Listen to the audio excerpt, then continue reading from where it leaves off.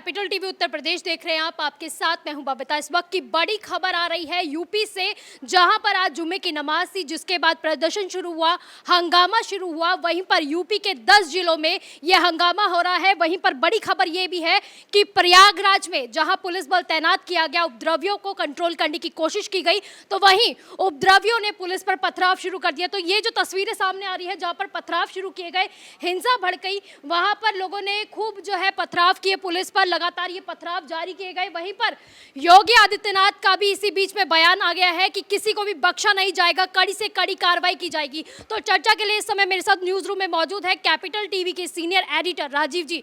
राजीव जी, उपद्रवियों ने अपना रंग दिखाना शुरू कर दिया है, पथराव शुरू हो गया है, पुलिस पर पथराव किए जा रहे हैं। अब ये उपद्रवी नहीं हैं, अब ये जिहादी कह सकते हैं। जो मानसिकता है जिहाद की, वही यहाँ पर दिख रहा है। क्योंकि कानपुर में हिंसा हुई, कानपुर के हिंसा के बाद सीएम योगी आदित्यनाथ ने सख्त कार्रवाई की, इतनी गिरफ्तारियां हुई, उसके साजिश जो किए गए थे, कि पूर्व नियोजित साजिश थी ये, वो सारे मामले धीरे धीरे सामने आए। उसके बाद एक सप्ताह के अंदर ही जब पूरी कानून व्यवस्था के साथ उत्तर प्रदेश चल रहा है, तो ऐसे समय में अलग अलग जगहों से नारेबाजी की शुरुआत हुई। उसके बाद प्रयागराज से जो खबर आ रही है वो चौंकाने वाली है। सिर्फ पथराव नहीं हुआ, ये पुलिस के ऊपर हमला है, पुलिस के ऊपर पत्थर फेंके गए और उसके साथ साथ आगजनी की घटना है। सामने देखिए, ये कई जगह पर जो पुलिस को आंसू गैस के गोले छोड़ने पड़ रहे हैं, इनके ऊपर पत्थर फेंके जा रहे हैं, या जल रहा है, ये आग भी लगाई गई है कई जगहों पर। तो ये जो मानसिकता है, ये किस ओर इशारा करता है? ये मानसिकता जिहाद की ओर इशारा करता है कि इस देश में भी जिहाद करेंगे, यानी हर बार आपकी बात नहीं सुनी जाएगी। और सीएम योगी आदित्यनाथ ने यही कहा है कि कानून व्यवस्था के साथ कोई भी खिलवाड़ करेगा उसको बर्दाश्त नहीं किया जाएगा। अभी तक जो पिछले दिनों कानपुर में हिंसा हुई, हिंसा के बाद जो गिरफ्तारियां हुई, उस पर जो पॉलिटिकल पार्टी के नेता, खासकर समाजवादी पार्टी के नेता और कांग्रेस के नेता जो उछल उछल कर सामने आ रहे थे और बोल रहे थे कि एक तरफा कार्रवाई की जा रही है, टारगेट किया जा रहा है मुसलमानों को, वो अब सामने क्यों नहीं आते हैं?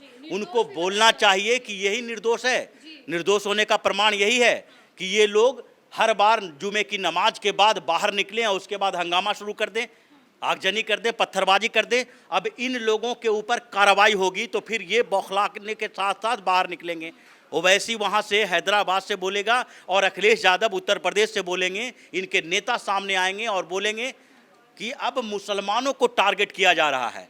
तो अपराधी हिंदू हो, मुसलमान हो या कोई और हो, अपराधियों की जब ये लोग बोलते हैं कि कोई जात धर्म नहीं होता, तो ये देखना चाहिए कि ये किस धर्म से संबंधित है। नमाज पढ़ने के लिए क्या हिंदू गया था, ईसाई गया था, या फिर सिख गए थे, बौद्ध गए थे? नमाज पढ़ने के लिए जुमे के दिन मुसलमान ही गए थे। और जो वहाँ से निकलने वाले लोग हैं वो किस धर्म के हैं? तो फिर अब कैसे कह सकते हैं कि दंगों में कोई धर्म नहीं होता, अपराधियों का धर्म नहीं होता और अपराध का मतलब अपराधी होता है? अब ये तो साफ साफ दिखाई पड़ रहा है कि अपराधियों का धर्म है। ये मुस्लिम लोग हैं जो जुमे की नमाज के बाद यहाँ पर हंगामा कर रहे हैं, पत्थरबाजी कर रहे हैं, झगड़ा कर रहे हैं। और ऐसी स्थिति में जो कठोर कार्रवाई होगी, उसके बाद इसकी गुंज पूरे इस्लामिक दुनिया में सुनाई पड़ती है। नुपुर शर्मा का विवाद जब सामने आया था, तो उसके बाद जो कार्रवाई कानूनी स्तर पर की जानी चाहिए, उसमें क्या मोदी सरकार या योगी सरकार ने कोई दोहरा व्यवहार किया? क्या दिल्ली में जब एफआईआर दर्ज किया गया तो उस एफआईआर में नुपुर शर्मा का नाम नहीं है, नवीन जिंदल का नाम नहीं है, इन लोगों का नाम भी है? ओवैसी का जब नाम आया तो महंत का भी नाम आया। हिंदुओं के जो वो लोग थे जिन्होंने सोशल मीडिया पर ऐसे नफरत वाली बातें कही थी, उन लोगों का नाम भी आया। लेकिन जब अपराध की बात आती है, जहां हंगामा और हिंसा की बात आती है, तो वहां पर कैसे ज़बरदस्ती पकड़ के हिंदुओं को एफआईआर दर्ज किया जाएगा? तो उसमें नाम दर्ज किया जाए। अगर जामा मस्जिद से निकलते हुए मुसलमानों ने नारेबाजी की तो उसमें ज़बरदस्ती चांदनी चौक के दूसरे हिंदुओं का नाम दे दिया जाए, या प्रयागराज में जब हिंसा करने वाले वही लोग हैं जो पथराव कर रहे हैं, पुलिस के साथ बदतमीजी कर रहे हैं, सड़कों पर हंगामा कर रहे हैं, आग लगा रहे हैं, उसमें क्या ज़बरदस्ती किसी हिंदू का नाम दे दिया जाएगा? ये बैलेंस थ्योरी नहीं है, और न ये कांग्रेस की सरकार है। जो कांग्रेस की सरकार जब आतंकवाद की बात आई तो भगवा आतंकवाद का एक नया फार्मूला गढ़ दिया। ये वो सरकार नहीं है जो ज़बरदस्ती बैलेंस करने के लिए हिंदू मुसलमान के बदले अपराधियों में हिंदुओं का नाम भी उसमें शामिल कर दे, और ये स्थिति अब बर्दाश्त नहीं की जाएगी। इसका प्रमाण कानपुर में मिल चुका है, और अब प्रयागराज से लेके सहारनपुर, मुरादाबाद, हर जगह पर ऐसे ही पोस्टर चिपकाए जाएंगे इन अपराधियों का। अभी योगी आदित्यनाथ ने यही बयान दिया है कि सब पे कार्रवाई होगी और साथ ही साथ लिस्ट तैयार की जाएगी। बिल्कुल लिस्ट तैयार की जाएगी, और उसके बाद जब हजारों की संख्या में मुसलमान पकड़े जाएंगे तो फिर इस देश में वही राजनीति की शुरुआत होगी। कांग्रेस बिलबिलाते हुए निकलेगी तुष्टीकरण करने के लिए, समाजवादी पार्टी निकलेगी, ममता बनर्जी बंगाल से हंगामा करेंगी कि मुसलमानों के साथ ऐसा किया जा रहा है। ओवैसी की जहाँ तक बात है, वो तो कोई सोकॉल्ड नहीं है, ये लोग तो सोकॉल्ड सेकुलर हैं। वो ओवैसी तो अपने आप को साबित ही कर चुका है कि ये मुसलमानों का नेता है। लेकिन ये लोग जो समाजवादी पार्टी से लेकर टीएमसी तक, कांग्रेस तक, ये सारे जो अपने आप को सेकुलर पार्टी कहती है, वो सेकुलर पार्टी के मुंह पर ये तमाचा है कि जब तुम अपने बिलों से निकलते हो तो तुम्हें ये समझना चाहिए कि जो अपराध करने वाला है जब किसी एक धर्म से संबंधित है तो उसके लिए सजा दूसरे को क्यों दिया जाए। कहा जा रहा है कि नुपुर शर्मा के खिलाफ जो है नारेबाजी की जा रही है, फांसी की मांग की जा रही है, इसी के लिए प्रदर्शन हुआ है। हालांकि प्रदर्शन होना ठीक है, कहीं ना कहीं हम ये चीज़ मान सकते हैं, लेकिन इसके लिए इस तरह का हंगामा करना और उपद्रव करना, कानून को अपने हाथ में लेना, ये कहाँ का न्याय है? देखिए, प्रदर्शन संवैधानिक तरीके से जो शांतिपूर्ण प्रदर्शन की बात भारतीय संविधान में एक्सेप्टेबल है, क्योंकि हमें स्वतंत्रता जो मिली है, आज़ादी मिली है, उसके पीछे एक बड़ा प्रदर्शन का हाथ रहा है, जिसमें शांतिपूर्ण तरीके से भी विरोध किया गया, और हम आज भी शांतिपूर्ण विरोध के जो धारणाएं हैं उसके साथ हिंदुस्तान चल रहा है। लेकिन नुपुर शर्मा के लिए जो मांग की जा रही है, ये भारतीय संविधान कानून के खिलाफ है। भारत, हिंदुस्तान जो है वो अरब नहीं है, यहाँ शरिया कानून लागू नहीं किया जा सकता। यहाँ तो भारतीय संविधान जो है उसी संविधान के अनुसार कानून व्यवस्था चलेगी और उसी के अनुसार सजा दी जाएगी। अगर ऐसी सजा दी जाए, अगर इनके लिए फांसी की मांग की जा रही है, तो उन सारे लोगों के लिए फांसी की मांग क्यों नहीं की जा रही है जो शिवलिंग का अपमान कर रहे हैं, जो भारतीय और हिंदू धर्म के देवी देवताओं का अपमान कर रहे हैं? उनके लिए फांसी की सजा की मांग कौन कर रहा है? इन लोगों को कहना चाहिए। अगर एक नुपुर शर्मा के लिए फांसी की बात चलेगी तो 10,000 ऐसे लिबरल लोग जो हिंदू धर्म के देवी देवताओं का अपमान करते हैं, उसे भी फांसी दी जानी चाहिए। हम उस व्यवस्था में नहीं रह रहे हैं, हम मध्यकाल में नहीं रह रहे हैं। ये मुसलमान, इस्लाम जो है वो अभी तक मध्यकाल से बाहर नहीं आए हैं। अभी भी अरब में मध्यकालीन व्यवस्था चल रही है, आधुनिक काल में आए नहीं है। आधुनिक काल में आने का मतलब है कि जो अरब है पूरा, उसमें अभी भी राजशाही चल रही है, सिखों का राज चल रहा है, लोकतंत्र तो आया नहीं है, डेमोक्रेसी तो है नहीं। तो वो वही शरिया कानून लागू करने की कोशिश कर रहे हैं जो 1500 साल पहले बनी थी। अब 1500-2000 साल से जो चल रहा है उसी के पीछे पीछे चलेंगे भेड़ चाल में, तो हिंदुस्तान में तो नहीं होगा। अगर आपको शरिया कानून के दायरे में रहना है, अपना कानून, अपने व्यवस्था में रहना है, तो फिर हिंदुस्तान आपके लिए सही जगह नहीं है।